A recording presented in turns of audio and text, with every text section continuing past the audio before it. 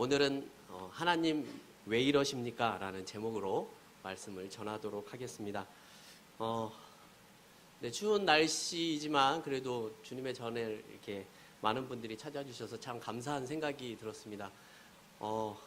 제가 우리 교회 온 지 이제 횟수로 3년이 되었는데요. 처음으로 오늘 새벽에는 정말 떨면서 설교를 했었습니다. 너무 추워가지고요.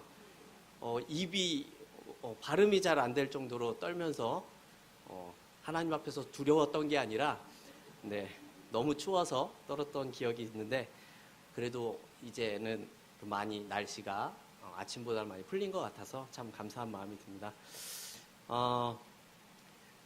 제가 전에 있었던 어떤 교회에서 이 척사대회 윷놀이를 한 적이 있었습니다. 이때 이제 한 집사님께서 팀 이름을 정해달라고 하셔서 저는 그냥 생각이 나는 대로 성경에 나오는 그런 이름들을 알려드린 적이 있습니다. 뭐 아브라함, 뭐 호세아, 이사야, 뭐 이렇게 그러다가 이제 욥이라는 이름을 넣었죠. 넣었는데 팀 이름에 이 욥이라는 이름을 들어가 있는 것을 보고서 그 당시에 이 담임 목사님 사모님께서 아니 어떻게 욥이라는 이름을 넣을 수가 있겠느냐, 뭐 있느냐 이런 이야기를 들었었던 적이 있습니다. 아마 이 욥이 당한 그런 고난의 모습 때문에 그렇게 말씀하신 게 아닌가 하는 그런 생각이 들기도 했었습니다. 하지만 제가 이제 개인적으로는 이 성경 66권을 보면서요, 숨겨진 보석 같은 그런 책을 고르라고 하면 저는 주저없이 이 망설임 없이 이 욥기를 꼽을 것 같습니다. 제가 개인적으로는 제 인생에 있어서 매우 큰 유익이 되고 도움을 받았었던 이 성경이면서 개인적으로 복음서라고 생각하고 있는 것이 욥기이기 때문입니다. 그래서 제가 기회가 되는 대로 이 욥기를 좀 설교해 보려고 합니다. 그래서 오늘 1장에서는 우리에게 말하는 바가 무엇인지를 좀 생각해 보는 그런 시간을 갖도록 하겠습니다. 오늘 본문을 보면요, 이 우스 땅의 욥이라는 인물에 대한 소개가 나왔습니다. 욥이 어떠한 사람인지를 말해주는 대목이 1절에 나와 있죠. 1절을 제가 한번 읽어보도록 하겠습니다. 우스 땅에 욥이라 이름하는 사람이 있었는데 그 사람은 순전하고 정직하여 하나님을 경외하며 악에서 떠난 자더라, 이렇게 말씀하고 있습니다. 하나님을 경외하면서 악에서 떠나 있는 그런 욥에 대해서 2절과 3절은 또 이렇게 이야기를 합니다. 제가 읽겠습니다. 그 소생은 남자가 7이요 여자가 3이며 그 소유물은 양이 7천이요 약대가 3천이요 소가 500결이요 암나귀가 500이며 종도 많이 있었으니 이 사람은 동방 사람 중에 가장 큰 자라, 이렇게 말씀합니다. 이 내용들을 보게 되면 욥에게는 7명의 아들과 3명의 딸이 있다고 합니다. 그리고 그의 소유물은 양이 7,000마리가 있고 낙타가 3,000마리가 있었습니다. 그리고 또 소가 500결이가 있다라고 이야기를 하는데 여기서 결이라는 말은요, 소 2마리가 쟁기를 끌 때 결이라고 이야기를 합니다. 즉 소가 1,000마리가 있었다라는 거죠. 그리고 암나귀가 500마리가 있었고 종도 많이 있었다, 이렇게 표현을 하고 있습니다. 욥이 어떤 사람입니까? 이 3절 말미에 나와 있는 그런 내용을 보면 동방에서 가장 큰 자다, 이렇게 말씀하고 있죠. 근데 여기서 큰 자라는 말은 훌륭하다, 이런 뜻을 가지고 있는 그런 내용입니다. 즉 하나님을 경외하고 악에서 떠나 있는 가장 훌륭한 자가 욥이다, 이렇게 표현하고 있는 내용입니다.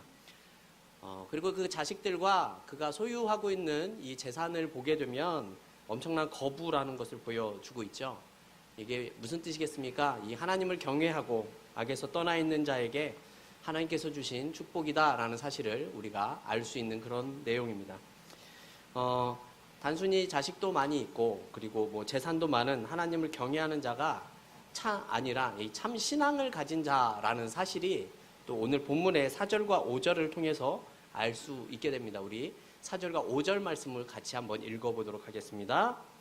그 아들들이 자기 생일이면 각각 자기의 집에서 잔치를 베풀고 그 누이 셋도 청하여 함께 먹고 마심으로 그 잔칫날이 지나면 욥이 그들을 불러다가 성결케 하되 아침에 일어나서 그들의 명수대로 번제를 드렸으니 이는 욥이 말하기를 혹시 내 아들들이 죄를 범하여 마음으로 하나님을 배반하였을까 함이라. 욥의 행사가 항상 이러하였더라. 아멘. 네, 욥의 자녀들이 자기의 생일이 되면 형제들을 초청을 해서 잔치를 벌였다라는 그런 내용이 나타나고 있죠. 그리고 나면 욥이 하는 일이 무엇입니까? 잔치가 끝나면 욥이 자식의 숫자대로 번제를 드렸다 이렇게 말씀하고 있습니다. 이 번제를 드리는 이유가 무엇입니까? 혹시나 이 잔치 중에서 범죄를 해서 하나님을 이들이 배반하지는 않을까 하는 염려 때문에 번제를 드렸다, 제사를 드렸다 이렇게 이야기를 합니다. 또 5절 마지막은 이렇게 말을 하죠. 욥의 행사가 항상 이러하였더라 라는 말씀입니다.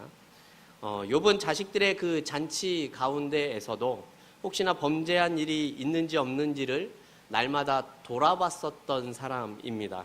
어쩌면 자식들에게 이렇게 살아야 한다라는 그런 신앙의 교육까지도 보여주고 있는 내용이 아닌가 하는 생각이 들기도 합니다.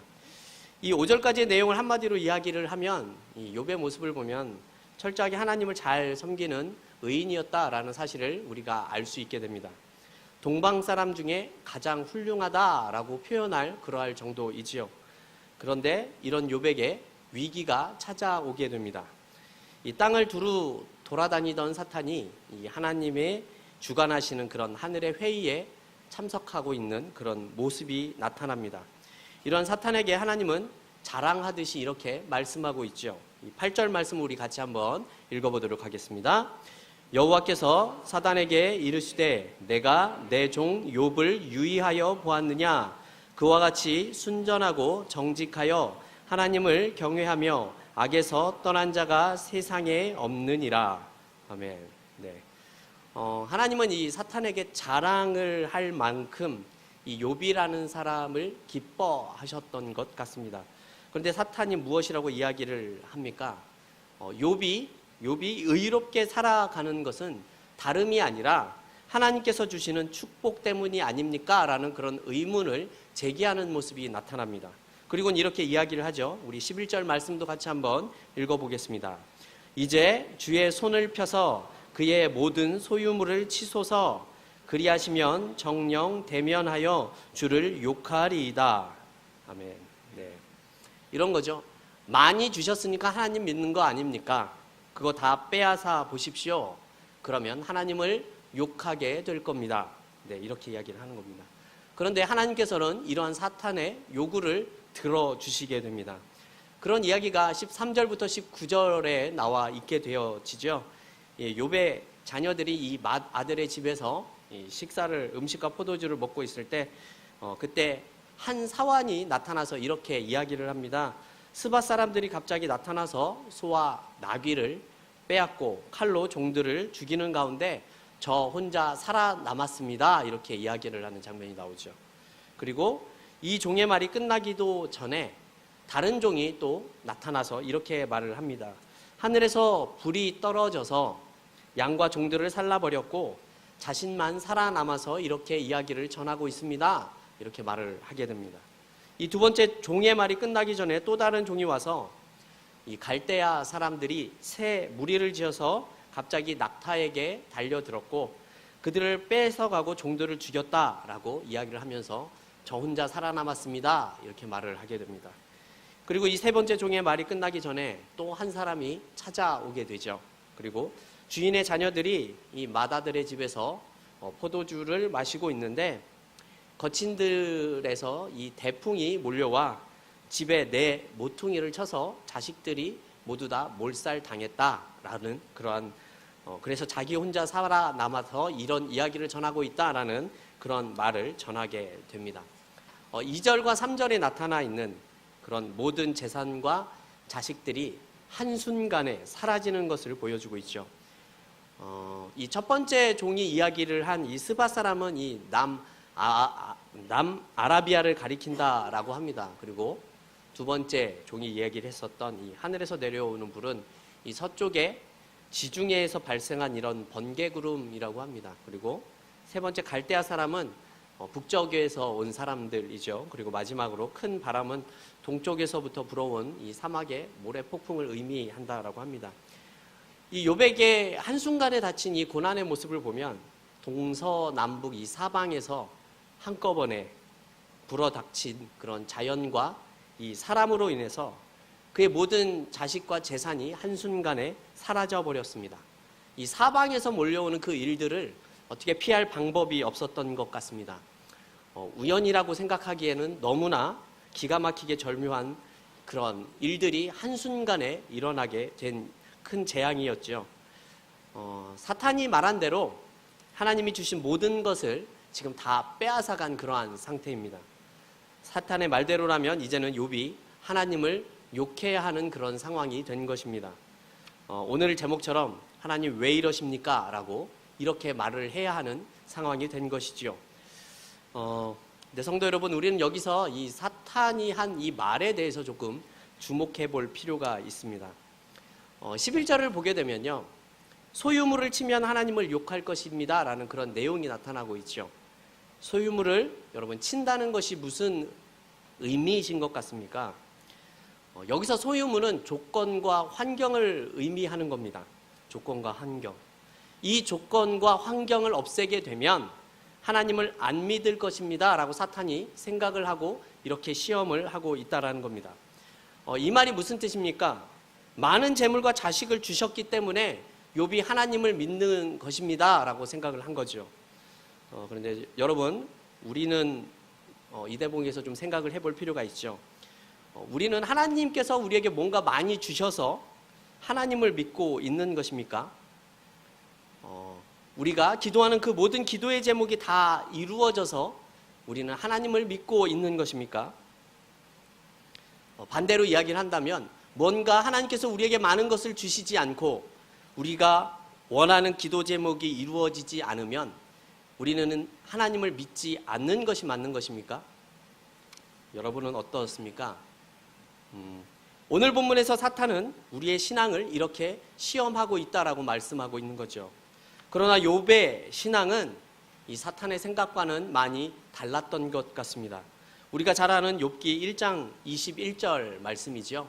우리 욥기 1장 21절 말씀 같이 한번 읽어보도록 하겠습니다. 가로되 내가 모태에서 적신이 나왔은즉 또한 적신이 그리로 돌아가올지라. 주신 자도 여호와시요 취하신 자도 여호와시오니 여호와의 이름이 찬송을 받으실지니이다 하고. 네, 아멘. 이런 거죠. 내가 가진 신앙은 사탄이 생각하는 그런 것이 아니다라고 욥이 말하고 있는 내용입니다. 무슨 말입니까? 여러분, 욥은요 모든 것을 잃었지만 욥은 하나님을 잃지 않았습니다. 아주 중요한 이야기이죠. 여러분, 우리는 모든 것을 잃더라도 하나님만은 잃어버려서는 안 된다는 뜻입니다. 하나님을 잃게 되면 정말로 우리는 모든 것을 다 잃는 것이기 때문에 그렇죠. 하나님이 또한 그것을 하나님이 믿는 조건이 아니다라고 말씀을 하고 있는 것이죠. 그래서 사탄에게 이러한 일들을 허락하시는 것입니다. 네 마음대로 한번 해봐라 라고 말씀하시는 그런 내용이죠. 여러분, 우리가 생각했으면 좋겠는 것이요, 이것이 바로 하나님의 수준이시라는 겁니다. 우리의 머리로는 잘 이해할 수가 없고 우리의 신앙으로는 측량할 수 없는 일들을 하나님께서는 때로는 우리의 삶 가운데 이루어가고 계시다라는 겁니다. 이렇게 우리는 좀 모자르고 연약하고 부족한 신앙의 모습이 있고 또 하나님께서는 행하시는 일들의 차이가 너무나 크게 나는 그러한 일들을 우리는 고난이라는 이름으로 부르고 있게 되지요. 하나님 왜 이러십니까? 라는 그러한 말이 나올 수밖에 없는 상황을 하나님께서 이루고 있다라는 겁니다. 그런데 때로는 우리가 이러한 상황을 만나게 되면 하나님 앞에 하는 말들이 이런 부분들이 좀 있는 것 같습니다. 어떤 거냐 하면요, 하나님, 제가 헌금을 이만큼 하지 않았습니까? 하나님, 제가 전도를 이만큼 하지 않았습니까? 하나님, 제가 기도를 이만큼 하지 않았습니까? 이런 말들을 우리가 할 때가 있게 되지요. 그러나 우리가 생각해 봐야 할 것은요, 욥이라는 사람의 그런 신앙의 모습인 거죠. 욥은요, 혹시 모를 자녀의 범죄를 위해서 하나님 앞에 번제를 드렸었던 사람입니다. 무슨 뜻입니까? 신앙의 행위가 모자라서 생기는 문제들이 아니다라는 겁니다. 무슨 말이냐 하면요, 우리의 신앙의 행위가 부족했기 때문에 하나님께서 이런 일을 주시는 것이 아니라 때로는 우리의 이해의 범주를 넘어서는 일들을 하나님께서 하시기 때문에 그래서 이러한 일들이 생길 수 있다라는 겁니다. 여러분, 이것이 욥기가 말하는 바입니다. 하나님께서 욥에게 이러한 과정을 42장까지 요구하고 계시는 것이죠. 하나님은 이 욥이라는 사람을 통해서 하나님의 숨은 뜻을 드러내시고자 하기 때문에 이러한 고난을 때로는 허락하실 때가 있다라는 겁니다. 그런데 이것이 우리의 신앙의 이해와 그 범주를 넘어서는 그런 수준이라는 겁니다. 여러분, 그렇다면 이러한 욥을 바라보는 하나님의 그런 마음은 어떠하실까요? 우리가 고난을 당하고 있는 그런 모습을 하나님께서는 어떻게 쳐다보고 계실까요? 여러분, 하나님께서는 욥을 위해서 또 우리를 위해서 이 땅 위에 예수 그리스도를 보내주셨죠. 여러분, 이것이 무슨 뜻입니까? 욥이 당하는 그런 고난처럼, 우리가 당하는 고난처럼 자신의 그 독생자를 우리와 같이 고난으로 묶어두셨다라는 그런 뜻입니다. 높고 높은 보좌를 버리시고 이 땅에 오셔서 하셨던 일이 무엇이냐 하면 우리와 똑같이 고통받는 그런 인생을 사시면서 똑같이 고난을 당하신다라는 겁니다. 하나님이신 예수님께서 이와 같다라는 뜻입니다. 결국 모든 죄를 다 뒤집어 쓰시고 십자가에서 죽음을 맞이하시는 그런 일들을 하나님께서 지금 버리고 계시는 것입니다. 여러분, 하나님은 우리의 고난에 있어서 방관자가 아니다라는 뜻입니다. 우리가 당하는 그 고통이 하나님의 뜻 안에서 이루어지고 있기 때문에 이것이 결국 하나님의 고통이라고 생각할 수 있는 것이죠. 여러분, 이것이 이해가 되십니까? 조금 다르게 이야기를 하면요, 자식을 군대에 보낸 그런 부모의 마음이 어떠하겠습니까? 기쁘고 즐겁겠습니까? 그렇지 않죠. 그것을 바라보는 하나님의 마음도 이러하다라는 겁니다. 그럼에도 하나님은 이러한 일들을 행하시는 분이라는 것이죠. 여러분, 우리가 때로는 이해하지 못하는 일들, 감당하지 못하는 일들을 만날 때가 있습니다. 그러나 그것이 때로는 하나님께서 우리에게 뭔가 원하시는 일들이 있기 때문에 이루어지는 일이라는 사실을 우리가 믿음으로 고백할 수 있는 그런 믿음의 소유자들이 되셨으면 좋겠습니다. 성도 여러분, 그리고 한 가지 우리가 더 알았으면 하는 그런 내용이 있습니다. 이 욥기 1장과 이 다음에 나오는 욥기 2장의 내용을 보게 되면요, 이 하나님이 이 사탄과 내기를 하고 있는 장면이 나타나고 있죠. 그런데 참 재미있는 것은요, 이 내기가 사탄과 하나님의 내기가 아니라 욥의 신앙을 두고 하는 내기다라는 것입니다. 무슨 말인가 하면요, 욥이 잘하면 하나님이 이기고 욥이 잘하면 사탄이 이기는 그런 내기를 하고 계신다라는 거죠. 여러분, 이것이 무슨 뜻인가 하면요, 하나님께서 그 자신의 명예를 욥이라는 한 사람의 신앙에 걸고 계시다라는 겁니다. 다르게 표현하면요, 하나님께서는 우리의 신앙에 자신의 명예를 거신 분이시다라는 겁니다. 우리는 욥이 아닙니까? 라고 생각할 수 있지만 그렇지 않죠. 여러분, 우리도요, 예수 그리스도를 통해서 의인이 되었습니다. 욥이 의인이라고 불리우는 것처럼 말이죠, 이 세상이라는 무대에 하나님께서는 우리를 선수로 기용하신 겁니다. 우리의 연약함과 변덕에도 불구하고 하나님께서는 우리를 통하여 자신의 명예를 걸고 계시는 분이시라는 겁니다. 여러분, 이것이 이해가 되시는 일입니까? 이것 또한 이해하기 힘든 일임에는 분명한 것 같습니다. 성도 여러분, 이 욥기를 보게 되면요, 우리의 신앙의 범주를 넘어서는 그런 일들을 행하시는 하나님을 만날 수가 있게 됩니다.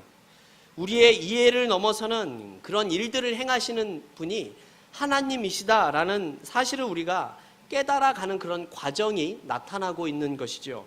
우리는 여전히 고통스러워하고 때로는 힘들어하겠지만 그 가운데 우리에게 자신의 독생자를 허락해 주시고 자신의 명예까지 걸고 계시는 이 하나님을 우리가 기억할 필요가 있다라는 것입니다. 그래서 하나님은 이 욥을 42장까지 끌고 가십니다. 그리고는 결국 욥이 옳다라고 하나님께서 손을 들어주십니다. 여러분, 이것이 무슨 말입니까? 하나님은요, 우리의 인생도 욥과 같이 끝까지 끌고 가실 것입니다. 그리고 그 끝에는 욥처럼 우리가 옳다라고 손을 들어주시는 분이시라는 겁니다. 성도 여러분, 아무리 어려운 일들이 생기고 이해할 수 없는 일들이 생기더라도 그날이 올 때까지 우리의 인생이 이 독생자의 생명으로 살아가는 그런 인생이며 하나님의 명예가 달려있는 인생이라는 사실을 잊지 않고 살아갈 수 있는 그런 하나님의 백성들이 되시기를 주님의 이름으로 소망합니다.